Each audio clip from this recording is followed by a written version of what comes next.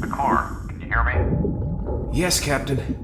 I can hear you. What do you see? It's a sub, sir. No doubt about that. McClure, do you hear that? Yes, sir, I do. It sounds like hammering. It's coming from midship. I'm moving toward there now. McClure, when you get there, tap on the hull. See if you can get a response. Yes, sir. In 1963, the American television anthology series The Twilight Zone aired an episode titled The 30-Fathom Grave. In this fictional story, which is also set in the year 1963, a U.S. Navy destroyer is 100 miles off the coast of Guadalcanal when its sonar picks up an unusual sound coming from below their ship. The crew believes it sounds like something banging on metal. After some investigation, they realize that there is a sunken submarine on the ocean floor, but there have been no recent sinkings in the area. In fact, after they send a diver down to investigate, they realize it's a World War II sub, number 714, an American ship that was sunk during the Battle of the Solomon Sea, almost 20 years earlier. And yet, they are now hearing a knocking sound coming from the inside of the ship. Stunned that someone could still be alive in there, the ship's captain asks Pacific Fleet Command for an emergency priority rescue operation. They send their diver back down to ascertain which part of the submarine the knocking sound is coming from. But when he starts knocking on the hull to verify that someone really is alive inside, the ship goes quiet. During his inspection, he does find a dog tag outside the ship belonging to one of the crew. But quite bizarrely, he recognizes the name on the dog tag. It belongs to his shipmate, the destroyer's chief boatswain's mate, Chief Bell. And looking aghast at the sight of the dog tag, in conjunction with everything else that's going on, Chief Bell later confirms that it is in fact his. Evidently, Bell has spent the last 20 years living in extreme guilt, because as that submarine's signalman, during the battle, he had dropped a signal light while trying to change the infrared filter at night. As a result, Japanese destroyers saw the light and then attacked the sub, sinking it and blowing Bell off the tower into the water, where he was later rescued. As the only survivor, feeling the overwhelming burden of responsibility for the deaths of all of his shipmates, hearing this knocking sound, he now believes his dead shipmates are demanding that he join them. The story ends with Bell jumping overboard, never to be seen again. Quite a gripping story, written by Rod Serling himself, and just one of many incredible episodes produced by The Twilight Zone. But that story is purely fictional, right? The ghosts of dead sailors remaining trapped inside their ships and spooking their fellow shipmates. How could Rod Serling ever dream up such a fantastic story? Well, he himself did serve in World War II, fighting in the Philippines. And perhaps, as these following stories would indicate, he merely heard submariners telling stories about things they had actually encountered while working in those confined compartments of their ships, fathoms deep under the surface. This is the Smoke Pit, and these are true stories from submariners. Stories about their submarines being haunted.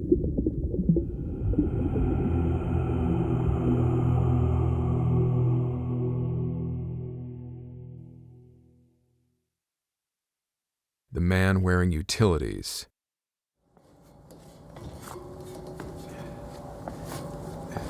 Just head back up once you find it. Let me know. Yeah, got it. Oh, sorry. I didn't think anybody else would be down here. What's that? You talking to me? No, not you. Hey, who else is down here?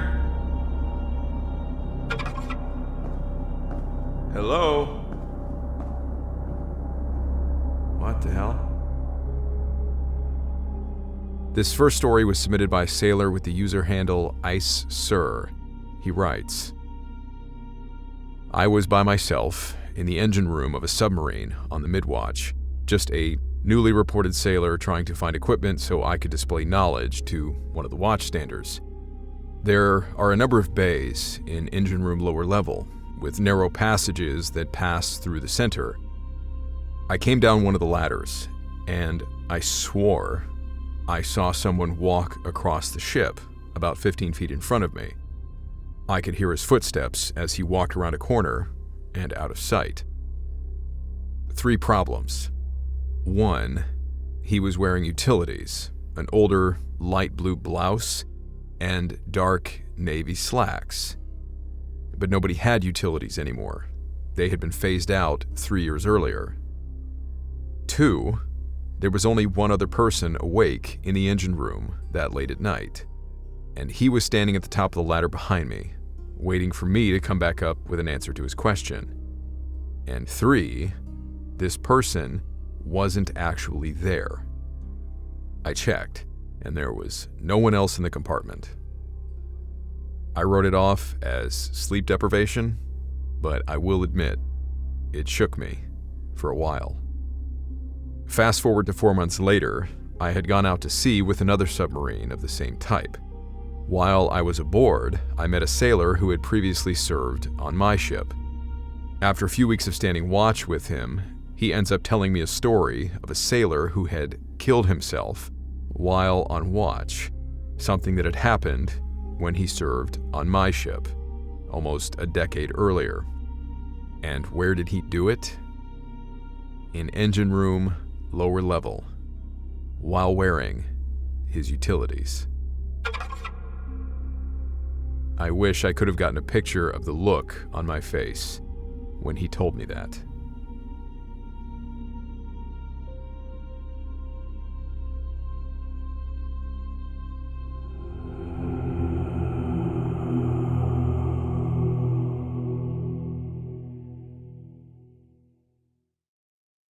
The USS West Virginia.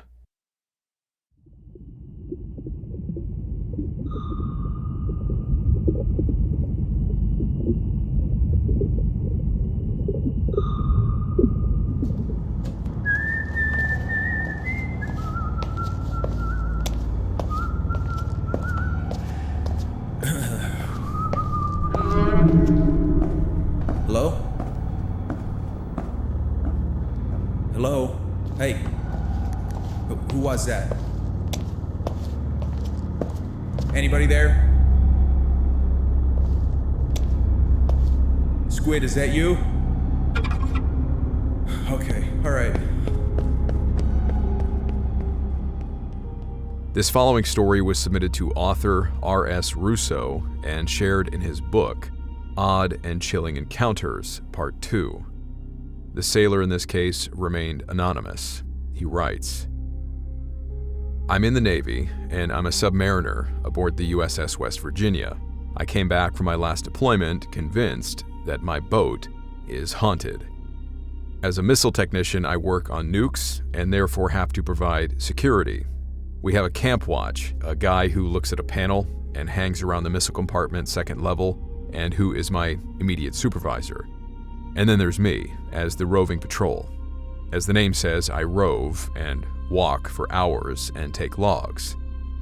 My section was on watch from 23:30 to 07:30, so I did have sufficient sleep and rest that day before starting my shift. A new watch bill was promulgated that switched me from being in control as a sticks guy, a driver, down to the missile house so I could get some experience.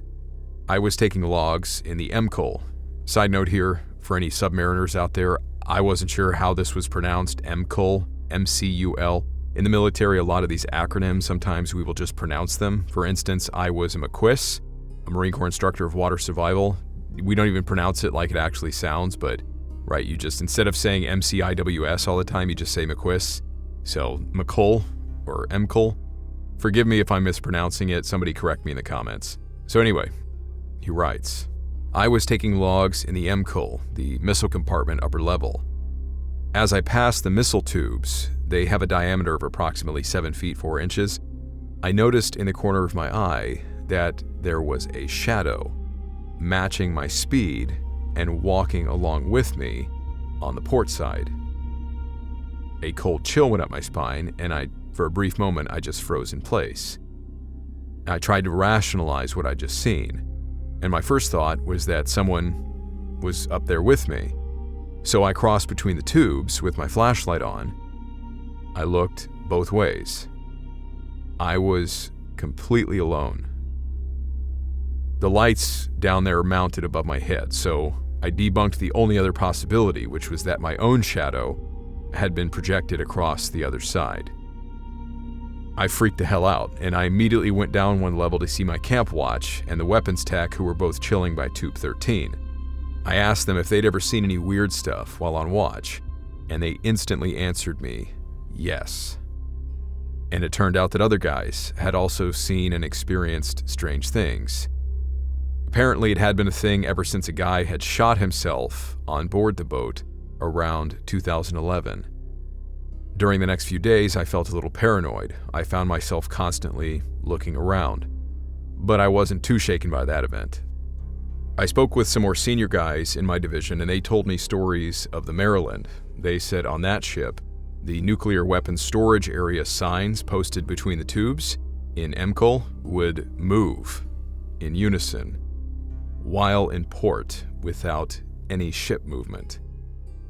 My senior chief told me that back on the Rhode Island during the early 2000s, he saw shadows in the MCOL and lower level, as well as seeing visions of severed heads sitting on valves and horizontal surfaces.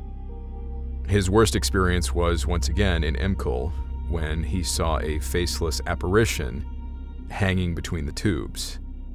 3 guys on that ship apparently tapped out and ended up being sent to mental institutions, while the rest of the missile division guys just sucked it up and lived with these hauntings.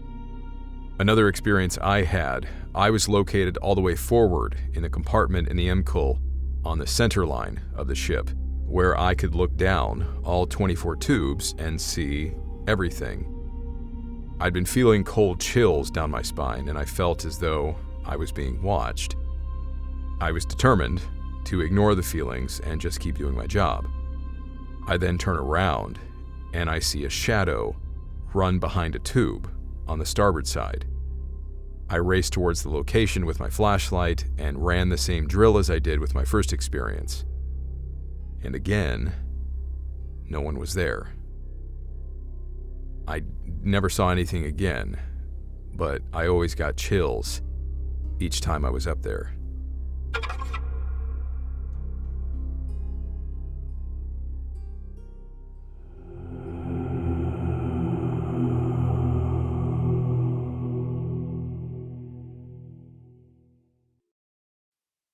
Right through the bulkhead.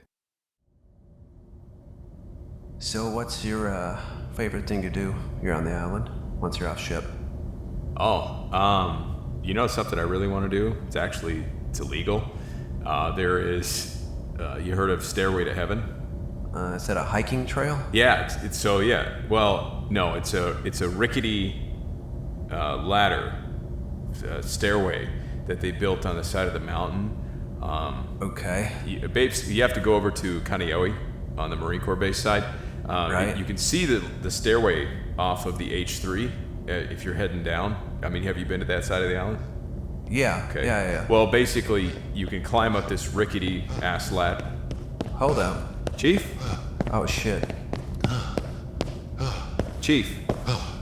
You okay?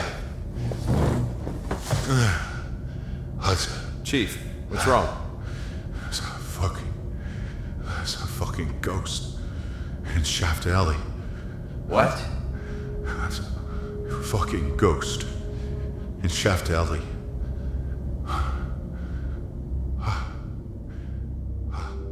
This final story was submitted by a sailor with the user handle Driftwolf. He writes, Submariner here. There are few things as unnerving as wandering about the engine room from 2330 to 0530 alone on watch. When the boat is largely shut down in port, it becomes a very quiet place. The roving watch usually makes it an hourly game to speed through their log rounds, especially in the lower levels. During one particular period that we were in port, the boat was moored in Pearl Harbor, and a few people started complaining about having this really uneasy feeling. I was on the mid-watch as the SEO on evening shift, and a senior chief came back to do his required 0300 tour. We saw him walk past, maneuvering on his way to Shaft Alley. This particular senior chief was the crusty old salt type, and would usually spend a bit of time just sitting in the lower levels of the engine room and contemplating life, alone down there. So, we expected as much. What we didn't expect was to see him literally running into the maneuvering area a few minutes later.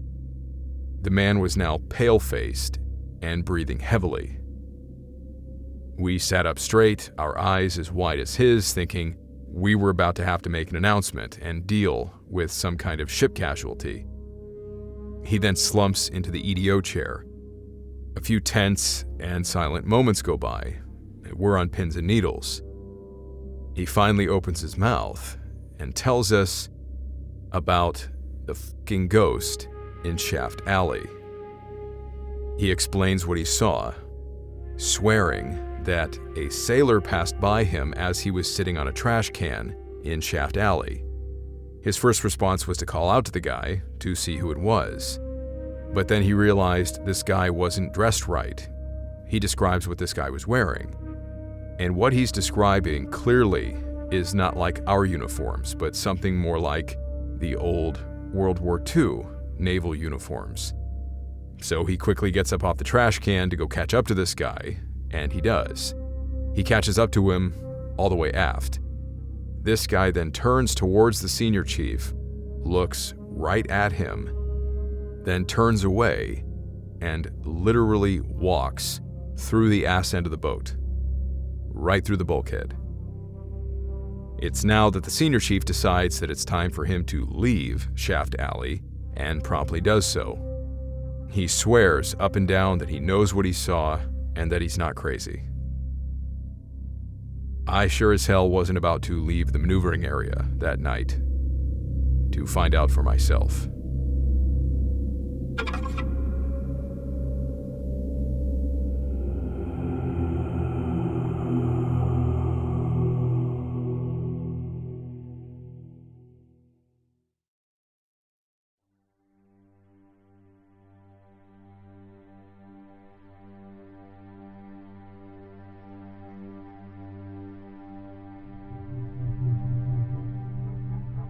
For these following stories, these were derived from the comment sections of previous videos, where you, the viewers, submitted your own stories in a shorter format. So for these following stories, I'm going to be reading through the comments of what other submariners wrote about their experiences working on submarines.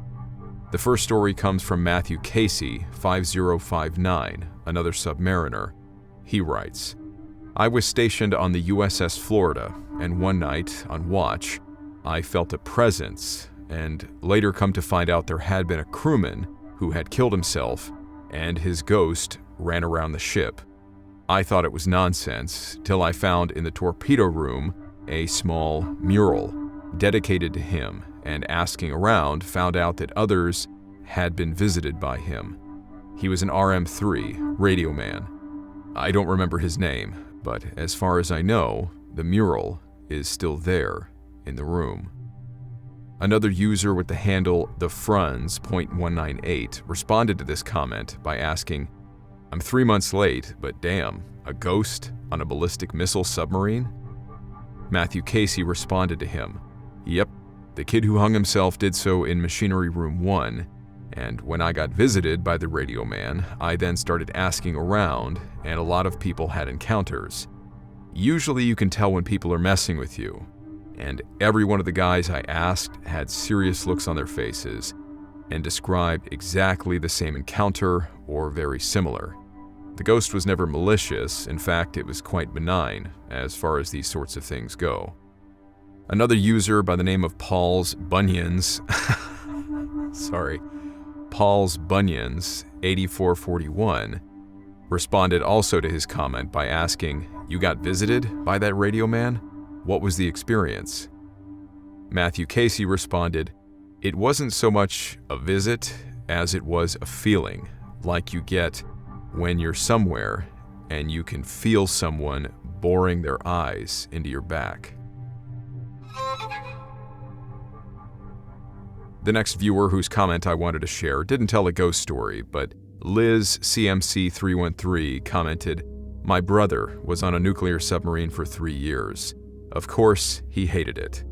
The "of course" part, well, as many of you indicated in the survey we did before this episode was launched about which berthing preference you would have, and a haunted submarine was the least favorite. Being on a submarine seems to be widely an issue for people who are either claustrophobic or otherwise just don't like the idea of living on a submarine. So for me, this comment just really reinstated that idea that being on a submarine is bad enough. A haunted submarine, that's just too much. The next story was submitted by a viewer with the handle "Sleep is Overrated." They write, "This isn't really a military ghost story or anything, but just something kind of weird I experience at work every so often. I work at the USS Pampanito SS-383 Submarine Museum and Memorial. For a bit of context, on her third war patrol in 1944, she and 2 other subs attacked a Japanese convoy, and one of the ships that was sunk, unfortunately, was one of the infamous Hell ships, cargo ships jam-packed full of POWs being shipped to Japan. No one knew at the time about her cargo, so the subs sailed off trying to catch more of the convoy. Pampanito, after 3 days of searching, found nothing else to sink, so she went back to the original hunting grounds and found people in the water, British and Australian POW survivors. There's 35mm film footage of the rescue of 73 men here on YouTube. During the trip back to Saipan to offload the barely alive survivors, 1 man unfortunately died, and subs didn't have a dedicated doctor back then, but only a pharmacist. The rest of the men lived through the remainder of the war and recovered, thankfully.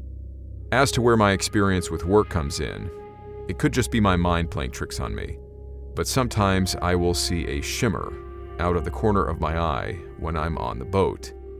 It happens when I'm making my rounds through the boat, when I'm climbing on the radar mast to raise colors. It'll always just be out of the corner of my eye, and it looks like heat waves coming off of a barbecue.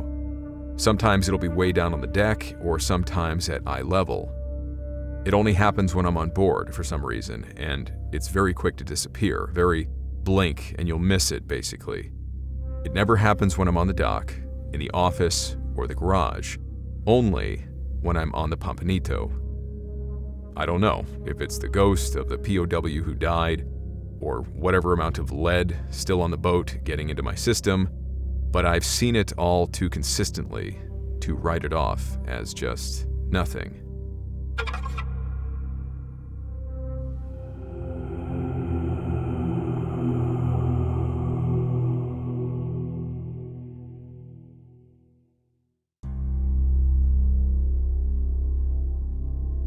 The next comment was submitted by Mark Meinzer, 8859. He writes, "We had the ghost of a dead shipyard worker from Newport News Naval Shipyard, where the submarine the USS John Marshall SSBN 611 was built during the early 60s. And not only one sailor saw the ghost either. I never saw the ghost. I was on that ship for 2 years as a quartermaster prior to getting orders to the East Coast from Guam and Pearl Harbor, where both crews spent their semi-annual shore duty periods. I've heard that the USS Constellation, or War of 1812 wooden sailing frigate in Baltimore, is especially haunted."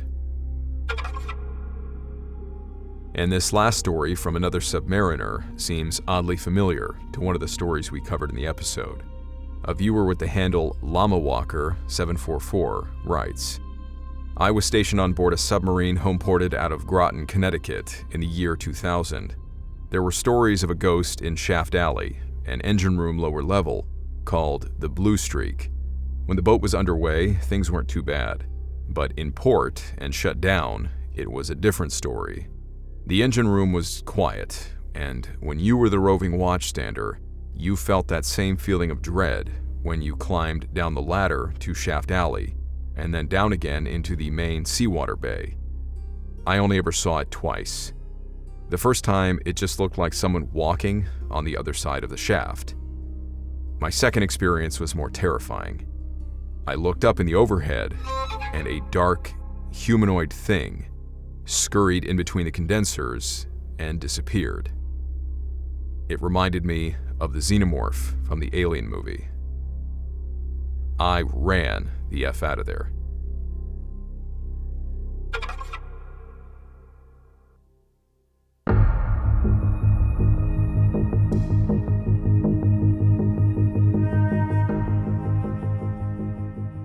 Hey guys, thanks for sticking around for the after action here in the credits. You know, it's interesting what you stumble across when you're doing the research for episodes like this, or just kind of going through the motions of creating them. And as I was finishing up the episode, I thought, you know what, since these are titled smoke pit stories, I wonder what the smoke pit situation is like on a submarine, or do they even have one, right? Because, you know, a confined enclosure underneath the water, like what's the deal? And it turns out that there is a little bit of interesting military history here. Around the time of the 1970s, smoking was virtually allowed everywhere on the submarines. It became more of an issue in the 80s and 90s when the secondhand smoke concerns started coming up. So by 2000, there were only 2 allowable smoking areas, approximately 6 feet by 6 feet. There was one in the engine room and one up forward on submarines, at least American submarines. But due to these increasing concerns for both potential damage to the ship's equipment, they do produce their own oxygen, they have great filtration systems in there, but there was concern that the buildup of the residue on the equipment might cause damage over time, and then of course risks posed to non-smokers. So because of that, smoking was effectively banned on board submarines in 2010, so really not that long ago. Obviously, with all of the emotional factors of the issue, it was a widely debated issue, and that's probably why, starting in around 1993, it took 20 years for them to figure out what to do about it, with the concerns for the submariners and other sailors' morale being at the forefront. But it does seem that in spite of the ban, while some guys simply switched to using smokeless tobacco, along with the military's cessation programs and things like providing nicotine gum and patches on ship, many submariners used that opportunity in 2010 to just kick the habit altogether, stating that they'd always wanted to quit smoking, they just needed a really strong incentive to do so. So as I was reading over the National Library of Medicine case study, which outlined this ban and the history of tobacco cessation on military ships, I thought it was worth mentioning that one of the reasons against banning smoking on ships was, and I quote, "Smoke pits are an important mechanism for dissemination of information." Or at least that was one cited reason amongst others that were published in media articles discussing the subject of banning tobacco on submarines. This was apparently something that was well researched, smoke pits on submarines. So the article goes on to add that, quote, "Given that a large majority of Navy officers and senior enlisted personnel do not smoke, it is not clear how smoke pits are critical to the transmission of mission-essential information." Well, I'm not sure if any of our submariners are still gathering in smoke pits nowadays for a break, but I expect these ghost stories are the kinds that you might hear there. Thank you all who submitted your ship's respective stories for taking the time to share them with us. Of all the places to experience a haunting, I gather that a confined tube deep underneath the surface of the ocean is hardly ideal. Thank you as always to my patrons, my YouTube channel members, my viewers, and everyone who supports the channel financially through purchasing merchandise or through donations. With that being said, may God be with each and every one of you, no matter what you are dealing with, and I will see you in the next episode.